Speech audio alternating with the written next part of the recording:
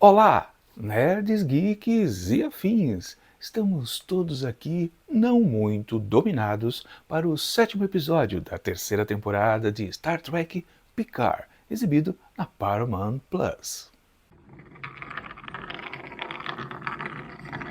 Pois bem, pessoal, a história está se desenvolvendo a contento? Talvez sim, talvez não. Temos explicações aqui nesse episódio? Temos enrolação? Também, se você for analisar friamente. Aliás, sem muitas firulas, já vamos bem para o comecinho aqui da aventura da semana. Temos a tentativa ali da turminha de Picard em contatar um aliado, né? Um auxiliador para a nova aventura. Pois bem, temos então que 7 de 9 vai atrás de seu amigo lá de tempos anteriores, Tuvok. Pois é, a aparição ou a conexão da série Picard com Voyager, que é uma série que, claro, já estava conectada através de 7 de 9, mas alguns personagens não haviam aparecido ainda, né? Se bem que todo mundo torce para aparecer a Almirante Janeway até o final da temporada. Mas tem problema, porque quando aparece personagem forte ou impactante para os fãs, ele pode morrer, né? Então a gente tem que tomar cuidado. Vídeo que fizeram com Rolaren algumas semanas atrás. Pois bem, o que temos por aqui então é essa tentativa de um aliado, né, para a jornada, e se descobre que ele também já está comprometido. Aliás, tem ele, né, na verdade, né?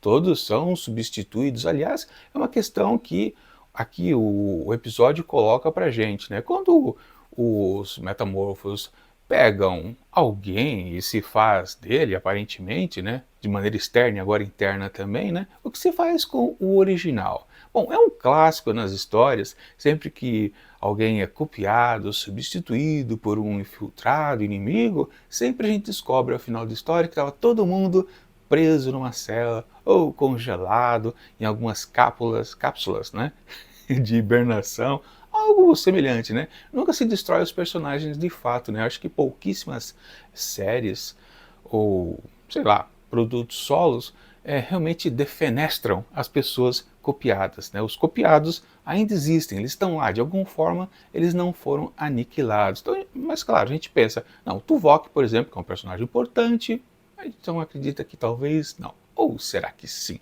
Porque o Tuvok pode ser um personagem dispensável, sim, pela Era de Latão. Por que não, né?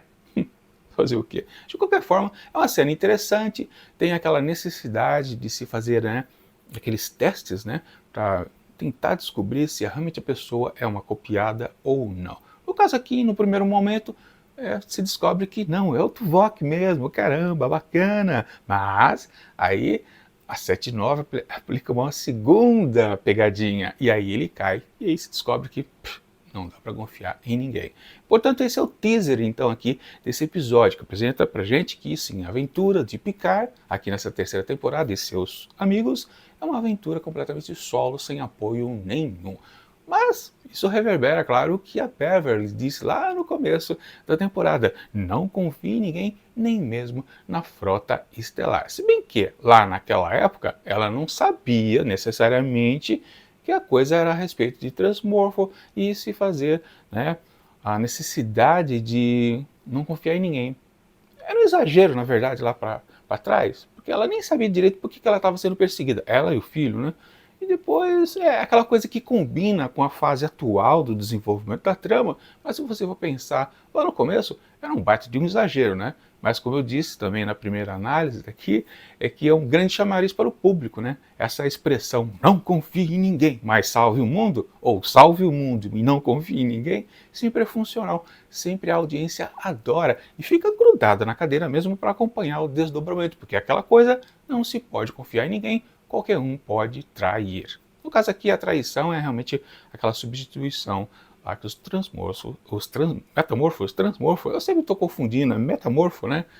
Que essa parentada lá do Odo faz para cima, principalmente dos humanos, né? Parece que sempre, aliás, né? É a primeira vez que tem uma indicação clara que não é só os humanos que estão sendo copiados, os vulcanos também. Então eles podem ser copiados internamente da mesma maneira que nós, réis unidades de carbono.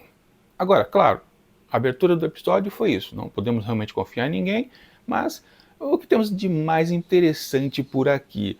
A validação da vilã e também da atriz convidada para interpretá-la. É aquele momento que sempre chega um produto que você precisa dar ao o ator ou a atriz que foi contratada de brilhar, ter o seu momento, que é exatamente, via de regra, na maioria das vezes, exatamente isso, a explicação, a origem do personagem. Então temos clara definição do que é essa tal Vadik, ou Vadik, não lembro mais como é que é o acento, mas o que a gente acaba descobrindo é um personagem interessante, mas também é um personagem que, se a gente for analisar tudo que a gente já conhece, de histórias, de vilão, não tem assim uma coisa super original.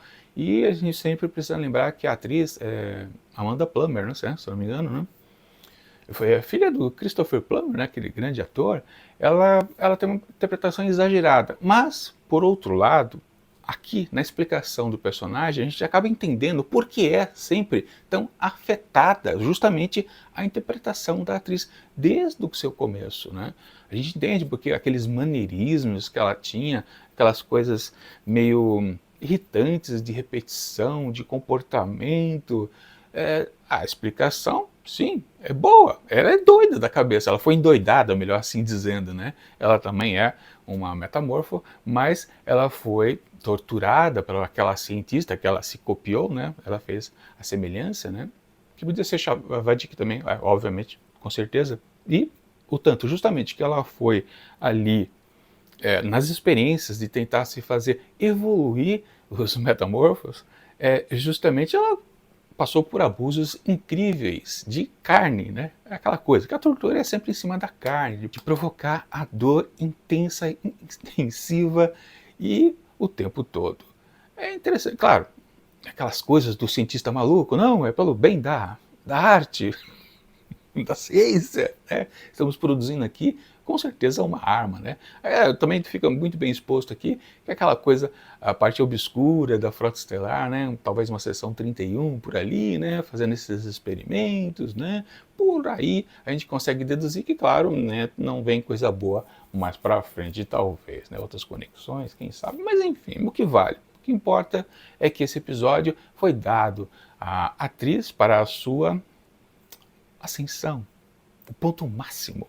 Ou seja, daqui a pouco ela vai ser defenestrada. Né? Mas no caso, claro, já pulando um pouco para o final do episódio, ela está no ápice do contra-ataque. Sim, o Império contra-atacou aqui e invadiu a nave. Aliás, o movimento do Picard por aqui dessa vez foi um tanto quanto errático, para não dizer outras coisas também. Talvez uma estupidez, porque ela chamou o inimigo para si. Claro, uma forma de escapar de alguém que está sempre no encalço, né? Você tem que confrontar um pouco mais, ali na tentativa de tentar superá-lo, enfim. No começo parecia funcional, depois a Vadik tomou conta ali da Titan de maneira até que fácil, né? E que também é um certo clássico na série, né? Se você domina ali a ponte de comando, acabou, não tem mais nada para ninguém, né? Em alguns episódios de algumas séries se fazia o truque, né, de ter ali na engenharia você conseguir ainda salvar a nave através dos controles por lá, né? Lembrando, né, que a Enterprise D tinha uma outra ponte de comando, né, quando o disco se separava, lembra daquilo? É interessante, né? Naves de guerra, na verdade, assim, essas naves estelares, elas deviam ter uma segunda ponte de algum modo, né? Uma coisa super bem lacrada, né? Aquela coisa tirada ali da cartola. Não, tudo bem, o inimigo pode dominar a nossa ponte de comando, pode dominar a seção de engenharia, onde tem lá os controles principais, não tem problema. Ainda temos a ponte 2. Podia ter, né? Ainda, né? Seria algo interessante, com certeza. Agora, outra coisa também que também foi desenvolvida aqui nesse episódio foi justamente a questão do Jack, o que ele é. Ele é uma entidade que foi também evoluída, assim como a Vadik, né, os metamorfos, que eu quero dizer. Ele é um metamorfo? Não, a gente pode dizer que não, talvez. Não, mas o que ele é de fato? Essas alucinações que ele tem, e nesse episódio aqui, quando a gente vê que ele agora tem um poder de super-herói, basicamente, né? Ele consegue ler a mente lá da Sydney LaForge, né? Consegue ver que ela está interessada nele.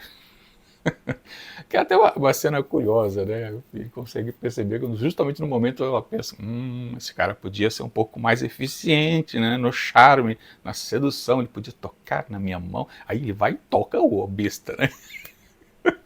Ele se denunciou ali, né? A menina pensa uma coisa, o cara faz exatamente o que ela, né, cogitava que ele pudesse ter de ação.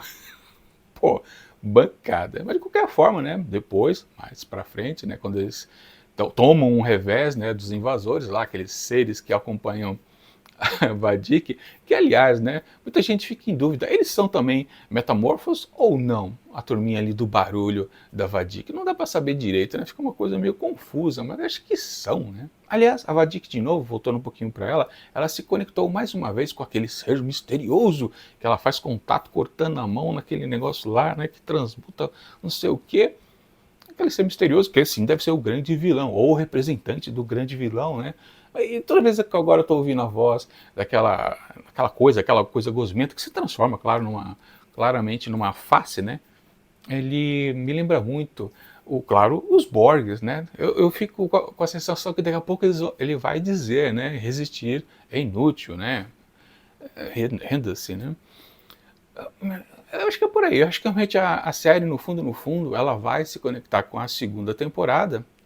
A temporada agora vai se conectar com a segunda temporada e pegar o mote que era justamente os novos Borgs, eles estão vindo para cá. Aliás, talvez aqui sejam os velhos Borgs que querem utilizar o Jack. Mas mesmo assim, o que o Jack é? Ele é um Borg também? Ele é uma experiência dos Borgs? Os Borgs faziam experiências?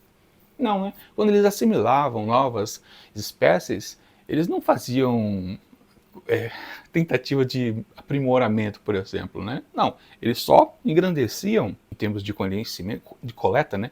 De conhecimento, de tecnologia, mas biologicamente falando, acho que eles não avançavam muito não, né? Na verdade, eles colocavam os implantes Borgs nos seres biológicos, não era o contrário, né? Eles não tentavam pegar a parte biológica das espécies conquistadas e tentar incorporar ao corpo Borg, né? Era o contrário, né?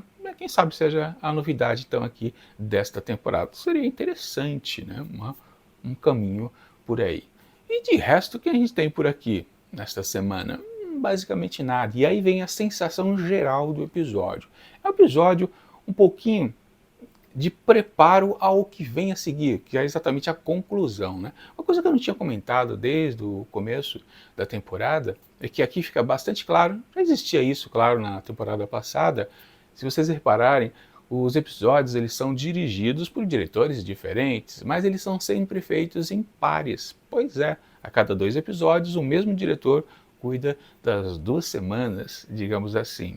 E claro, a gente pode perceber, se a gente for acompanhar a fundo o que acontece, de 2 a 2 episódios, você percebe que é um arco. E claro, aqui começou mais um e a gente tem mais outro para a semana que vem. E eu já assisti o próximo episódio, então eu tenho certeza que realmente é isso que acontece. Nós temos uma fase meio introdutória ou preparação para o desfecho que acontecerá no episódio 9 e 10, que também aí já será outro diretor. Uma coisa que a gente pode perceber um pouquinho aqui desse episódio é que ele é um pouco mais sinistro, e o próximo é mais terrível ainda.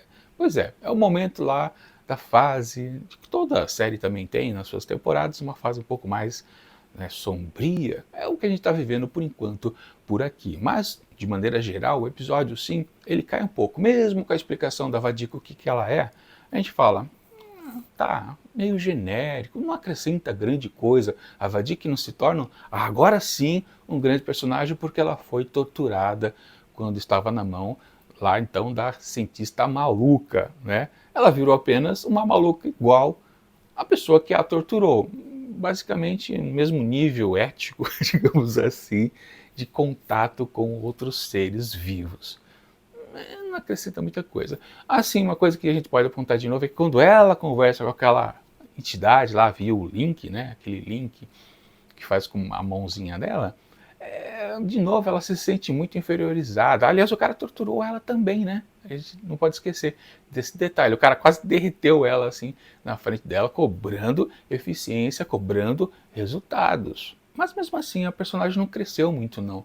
A parte boa dela é justamente essa fragilidade que foi apresentada, sei lá, 2 ou 3 episódios anteriores. Depois ela voltou àquela rotina da maluquice, que agora a gente entende por que ela é maluca daquele jeito.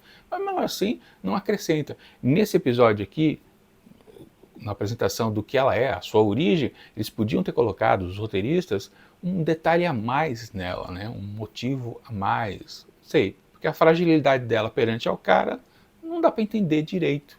Apenas um cara superior, obviamente, né? E como eu falei, cada vez mais eu entendo que ele seja um Borg, um representante Borg ali com certeza. Principalmente, claro, aí sim, já estava esquecendo, né, do interesse no corpo do Picard. Por que eles querem o Picard? Eu acho que é por aí, pelo caminho, né? Juntar Jack com o corpo original do Picard deve dar um Locutus mais uma vez. É o que eu aposto. Basicamente é isso. Lembrando, né, que realmente eu não assisti os episódios finais da temporada, eu não acompanhei os fóruns de debate também lá em 2023, e agora, 2 anos depois, em 2025, eu estou completamente assim, sem saber como é que a série termina. Como a temporada termina e a série também termina. Os Borgs realmente aparecem lá por fim? Acho que sim. É a minha aposta e eu tô por aí. Bom, para esse episódio mediano, que ele está apenas encaixando as peças aqui e acolá, eu atribuo apenas uma nota assim, um pouquinho perto da média. 3 asteriscos para o 7º episódio da terceira e derradeira temporada de Star Trek Picard. No próximo episódio a gente conclui então esse arco narrativo por aqui. É isso.